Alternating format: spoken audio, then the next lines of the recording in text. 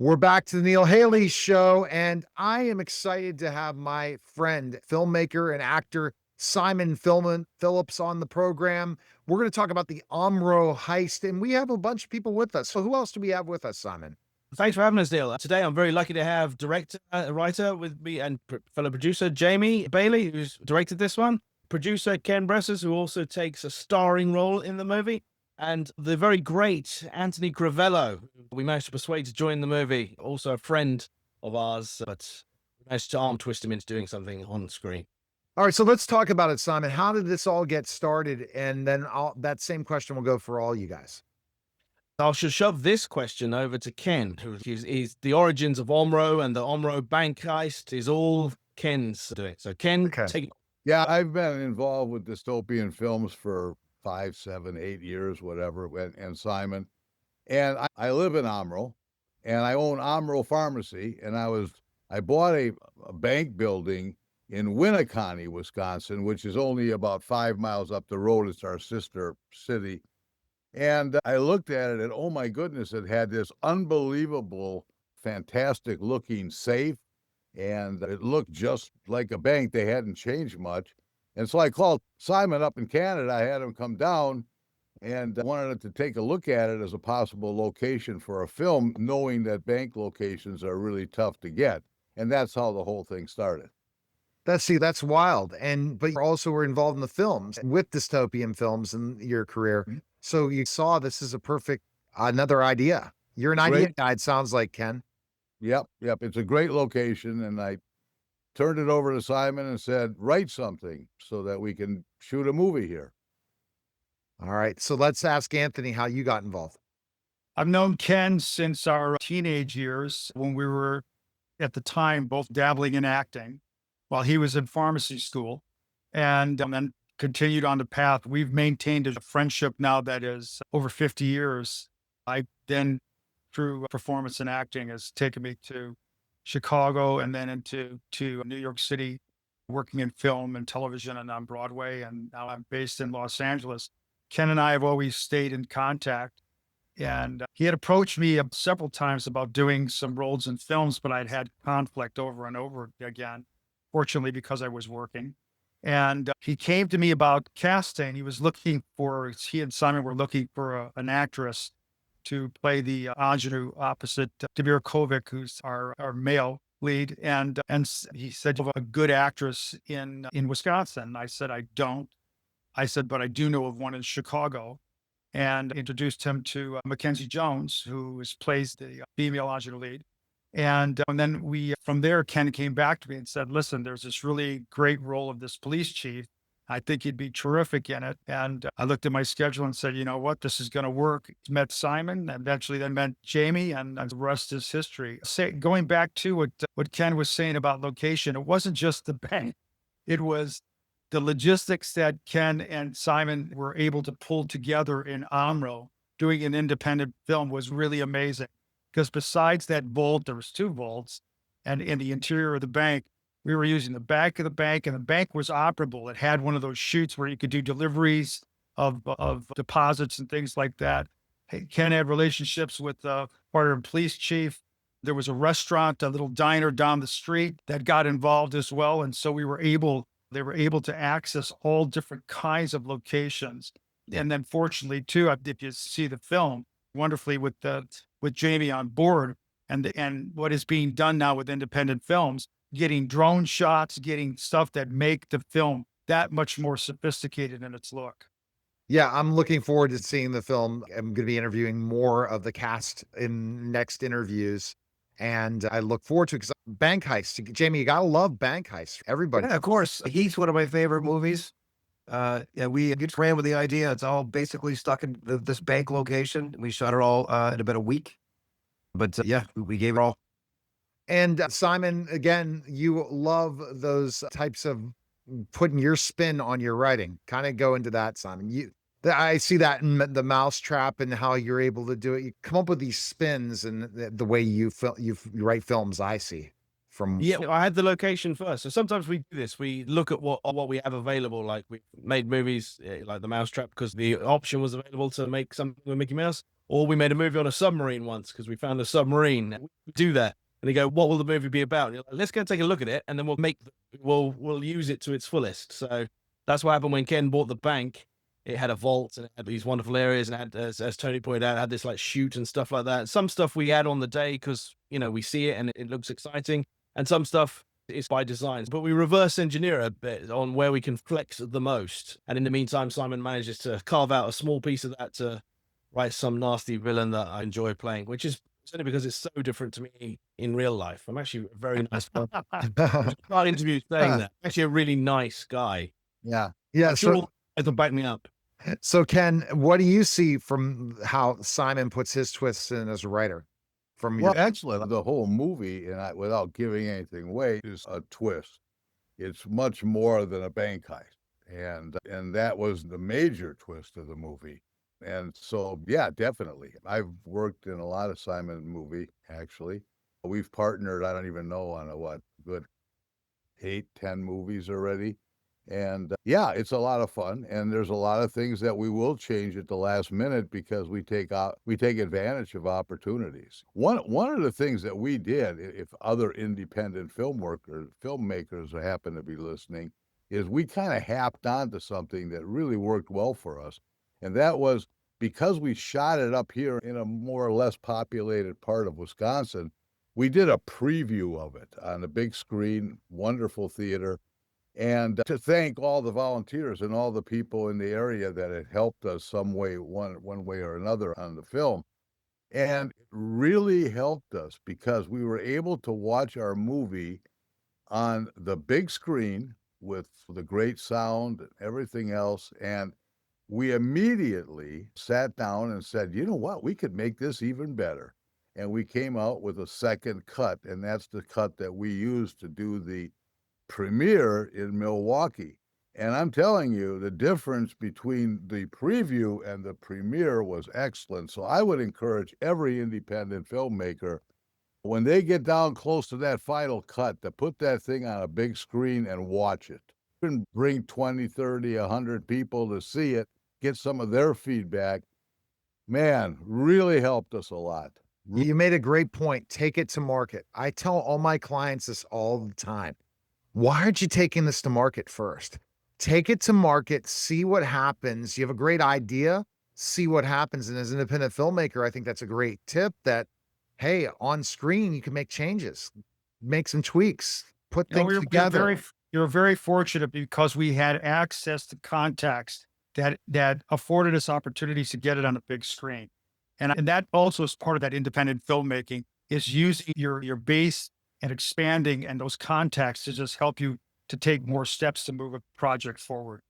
But I'm sure that when we're talking about this, I think Jamie, as a director, is that a little bit different in a way for you and your experience as a director? You talking about changing the movie after? Yeah. One of my favorite sayings is that no movie's finished, it's abandoned. So I've made 7 movies. None of them are finished. There's a director's cut of The Mousetrap that was released in Japan. After the movie was already bought and sold, we went out and shot 20 new minutes of footage because I wanted it to be better. I knew a lot of people were going to see it. So even with Omro, yeah, we did some final edits. And I think it's a tighter, better movie because we did it. But would I like to have an extra week to be able to go back and reshoot all kinds of things? Yeah, for certain. But you basically do what you can with the resources and time that you have. And then at some point, you got to say, I'm done. But what about Simon on the side where you put a lot of that producing hat on? Do you like hearing that you got to go back to the draw?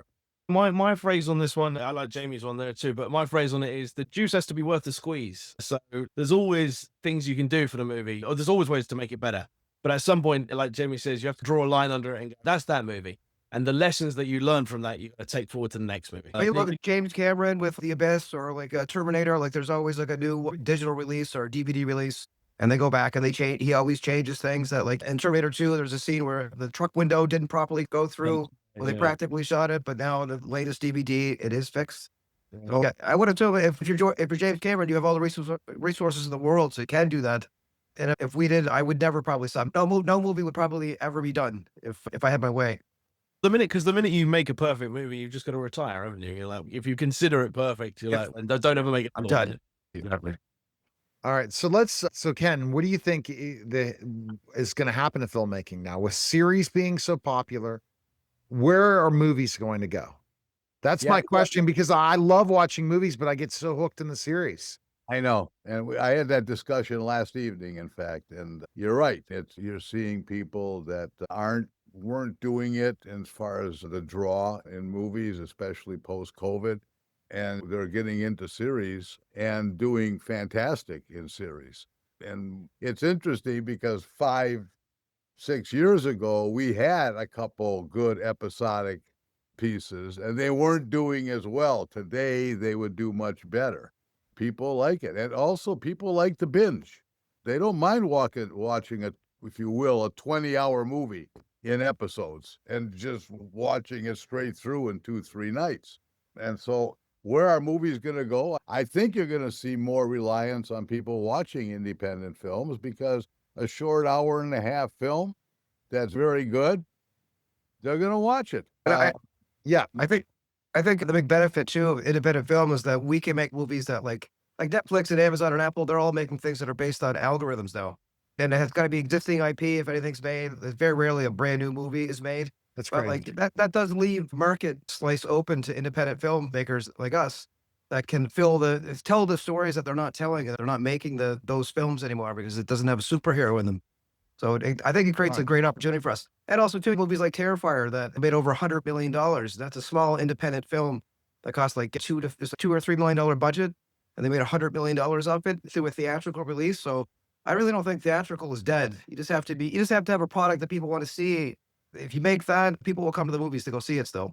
Well, I see independent films as anything independent, an opportunity, independent writer, authors in the publishing game, independent professional wrestling has gone through the roof, even though the WWE and all these other top organizations, I'm a former professional wrestler, so I'm going to bring up that factor that the opportunity to create something unlike anything else, Anthony, brings why you're staying busy so much with independent films. I talked to a lot of my friends who are actors. They're working a ton on different things, but they're independent projects. That's it. And the dynamic and the model for what is the big studio films. I'm here in Los Angeles right now, and the industry has completely changed.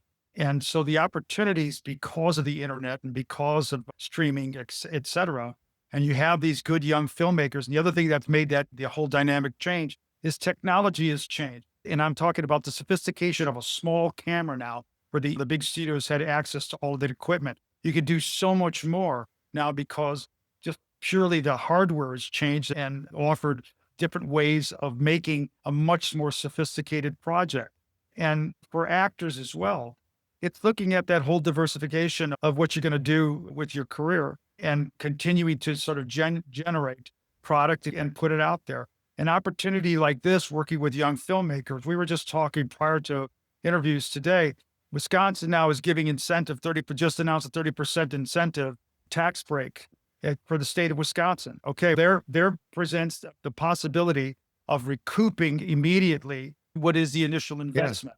And it affords opportunities for young filmmakers, independent filmmakers, actors, and then it's a trickle-down effect. It's the very thing that is hurting Los Angeles right now, where artists here, technicians, et cetera, have fled Los Angeles because it's just not affordable. It's what is affordable as well. And then maximizing what is the profit margin on the back end.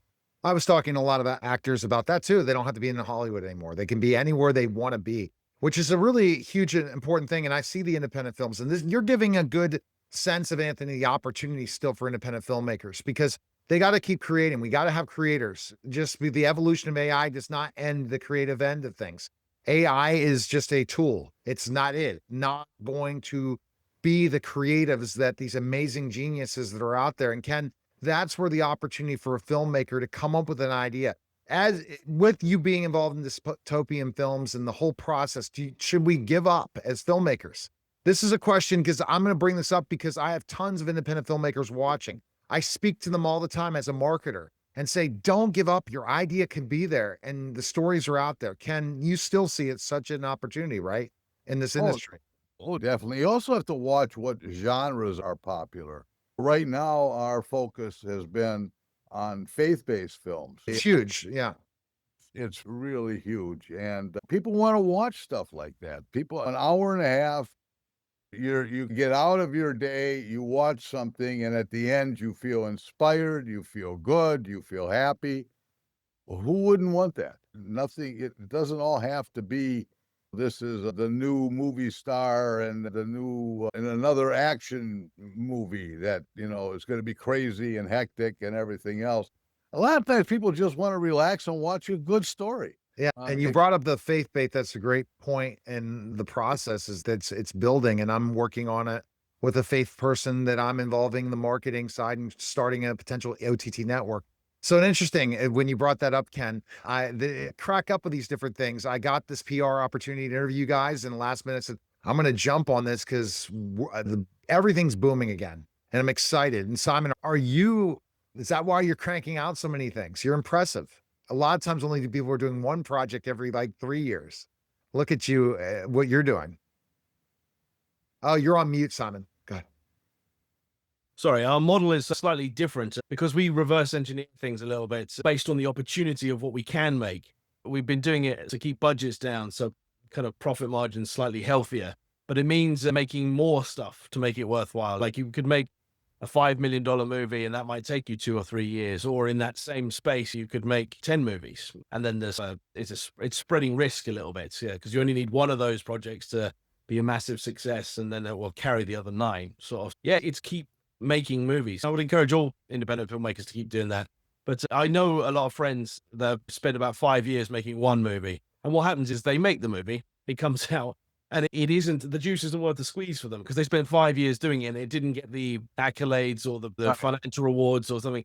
So they put all their eggs in one basket there, which is a dangerous thing to do if you're very dependent on the result. Whereas we have lots of things happening. So our enjoyment of the industry is based on a catalog of work. So we do a lot of things. So I can't believe I wanted this because this is what my listeners and viewers want. But everyone needs to definitely check out the Omro Heist. And Simon, you'll be able to say this, but I wanted to get one more person in this conversation, the feed, looking at things and seeing Jamie. Where are you seeing filmmaking? Everyone's feeding into this. Where do you see independent films, and do you see the opportunity bigger than ever in fundraising? And if I wanted to invest in a movie myself, Jamie? I think it is a great time. There are the Terrifier 3 is the best holy grail kind of example, but there are other movies like The Substance. That's a bigger budget than Terrifier, but independent films made by really smart people that have that's something to say. Or just Terrifier 3 is just highly entertaining for a certain market.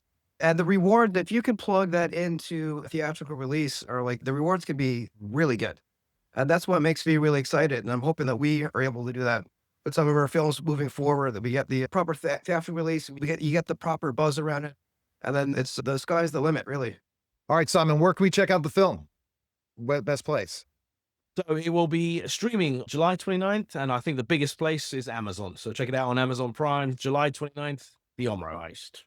I appreciate it. I'm going to definitely check it out, guys. Thanks again. And it was great conversation. You're listening and watching The Neil Haley Show, and we'll be back.